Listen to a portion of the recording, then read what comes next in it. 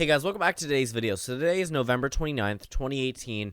It's a Thursday, and today I'm going to be doing a 2020 presidential election prediction between President Donald Trump and, assuming that she does become Speaker, Nancy Pelosi, the current minority leader in the House of Representatives, who likely will become the Speaker of the House for, of course, the House of Representatives, as I just said. So, just renominated for Speaker, puts her one step closer. But since she's in, I guess, the news for right now, I decided to do a 2020 election prediction. The last time I did one of these probably was close to January, February 2018, unless I did one and I forgot about it. But overall, she's not one of the top names. She is most definitely not one of those people that you really turn to when you think about candidates for 2020. You think of people like Joe Biden or, heck, even anyone on this list. And she isn't on this list. I just put her on there for the sake of the video. It normally would say Patrick on there, but I put Pelosi instead.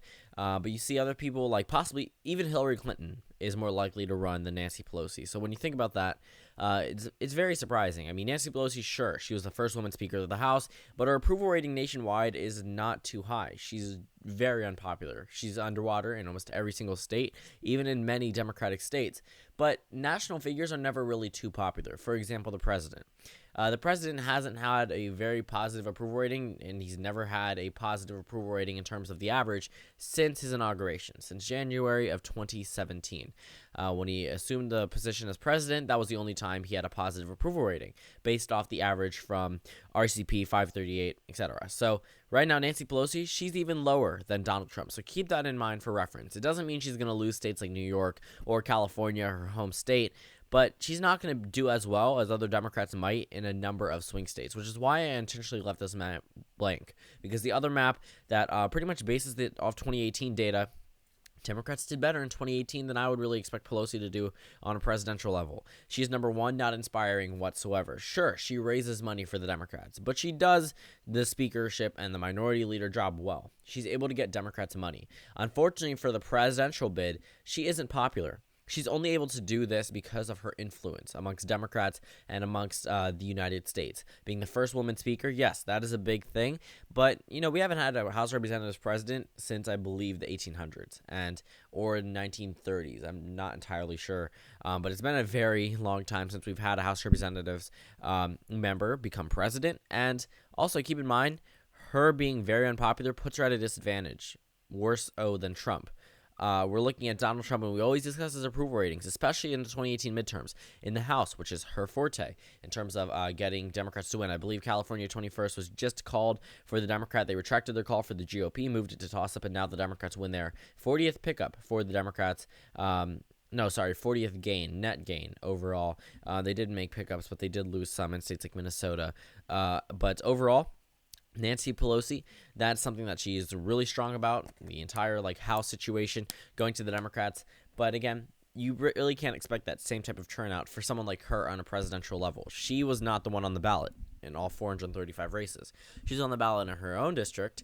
She definitely spoke for the Democrats on a number of things, but she really wasn't that person that they were voting for. Pelosi has been used by Democrats in ways of showing themselves as more conservative than being a Pelosi puppet. And Donald Trump has attacked many Democrats, citing them as Pelosi puppets or Chuck Schumer puppets.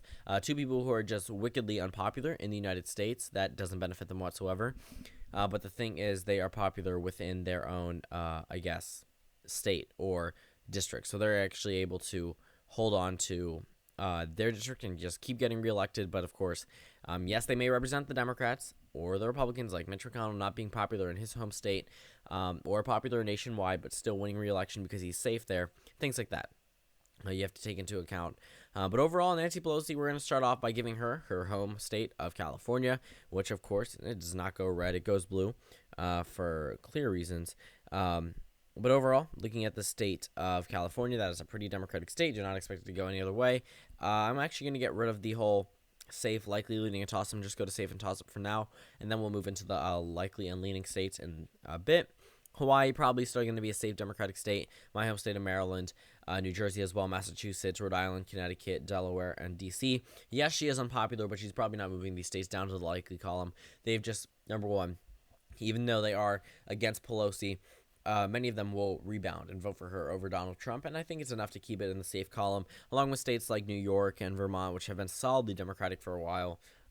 You don't really see the possibility of Donald Trump doing well there, even though it is someone like Nancy Pelosi. Along with Washington and Oregon, they were a little bit closer than previous elections, comparing it to 2012 and 2008, but not at all close in terms of moving into the toss-up area. So that one goes into the safe Democratic column. For the safe GOP column, there are a number of states that we can start to characterize now. We're not being able to characterize Texas right off the bat, but overall, we're just going to characterize a number of these states. Donald Trump with 125 electoral votes, Pelosi at 182. Now, in terms of safe states, I wouldn't necessarily characterize any of the remaining areas as safe other than Maine 2nd District. Looking at the just overall composition of a number of these states, they're not going to move into the safe column. Most likely to go into the likely. That's pretty interesting how that just ended up to work, but 230 electoral votes, 182 are safe for the Democrats, 126 are safe for the GOP.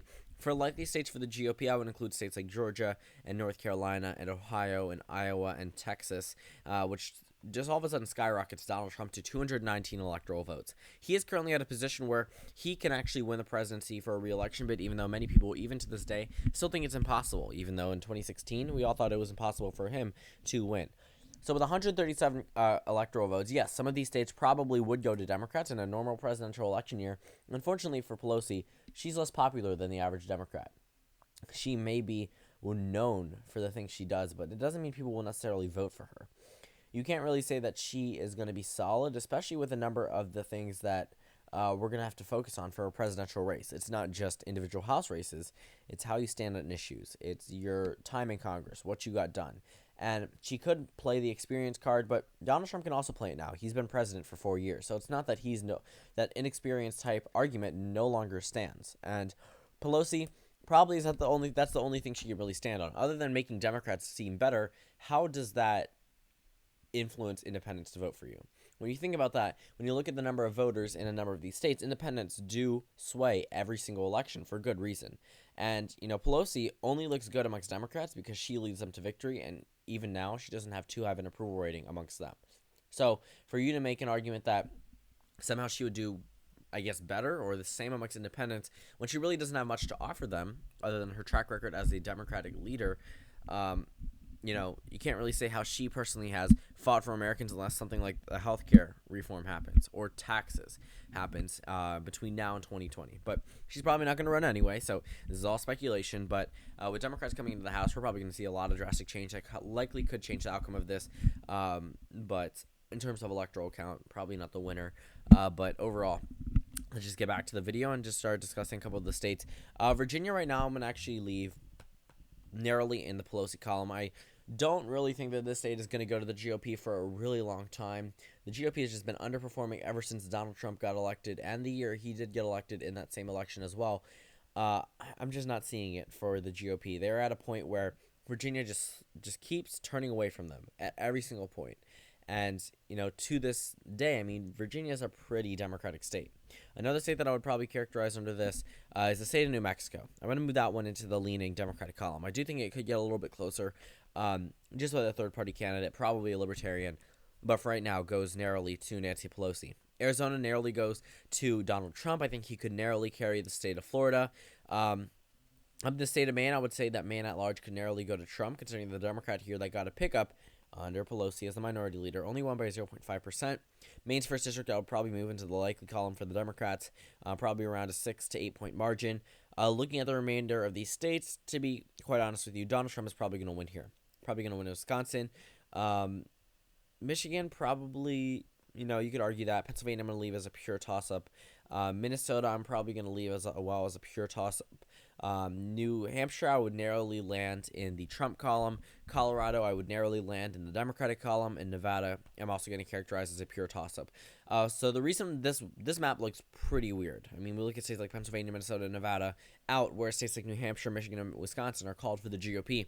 Now, keep in mind, Pennsylvania has taken a more drastic turn towards the Democrats in 2018 than states like Michigan, Wisconsin. The governorship, the Senate election, numerous House elections. Michigan did have some pickups for the Democrats, a pickup in the governorship, a hold in the Senate, but still, Largest margins for Democrats in states like Pennsylvania. It was even narrower in Wisconsin. No pickups for the Democrats, but the governorship was a narrow victory for them. Less than 5%. Michigan was greater than 5%, but less than 10%. Pennsylvania was more than 10%. Minnesota held on to its Democratic identity in both Senate elections, but they did lose a couple in the House elections. And that probably was because those districts were already Republican, but still in a Democratic wave year, it's never really a good look when you lose seats in a state that's already a Democratic state. As for the 2nd district, I would characterize that one as a lean Republican seat. We saw a little bit of a drawback towards the GOP, but they still held on to the seat in 2018, but still, we're probably going to see a little bit of a shift in terms of who the candidates are. Bernie Sanders runs, he's probably going to do better in there than Nancy Pelosi. So this finalizes our map. 210 electoral votes for Nancy Pelosi, 292 for Donald Trump, 36 pure toss-up. Thank you guys for watching this video. Comment down suggestions below, and I will see you all tomorrow.